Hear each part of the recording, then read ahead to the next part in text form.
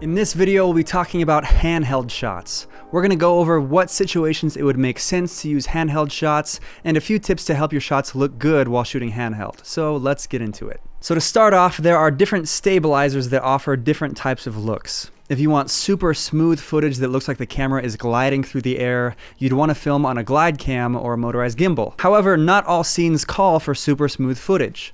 There are some scenarios in which you'd want to add a little bit of shakiness to your footage to give it a certain feel. Maybe you're shooting a fight scene and you want the camera movement to be shaky to match the feeling of the fight. Or maybe you're filming someone running through a forest and you want the camera movement to emote the feeling of anxiety because the person is being chased by something. Maybe you're filming a rap music video or a workout video and you want the camera movement to be a little bit more rugged and go along with the movement of what the feeling of the song or what the athlete is doing.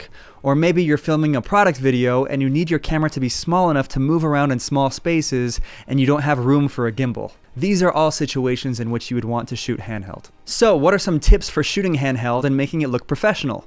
With shooting handheld, it's really easy for your footage to look amateur, so here are a few tips. Tip number 1, use a camera that has in-body image stabilization, or IBIS, or use a lens with built-in stabilization.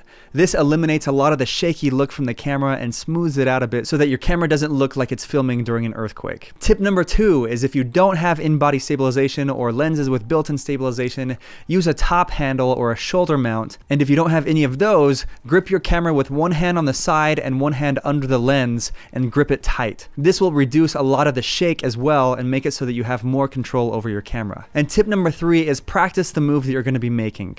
Shooting handheld can give you the ability to get shots that you wouldn't be able to get in any kind of situation, so especially if you're shooting a product video, use that to your advantage to get shots that you wouldn't be able to get with a gimbal. For example, you could turn your camera while it's moving or rotate it up or down with ease. Another tip for shooting product videos is to shoot them at either 60 frames per second or 120 frames per second so that you can slow down and speed up your footage at any time. But that's it for this video. As it is with any part of filmmaking, practice makes perfect. So if you're going to be shooting handheld a lot, I would recommend that you practice it as much as you need to get it down to the point where it looks professional. Thanks so much for watching, and we'll see you in the next one.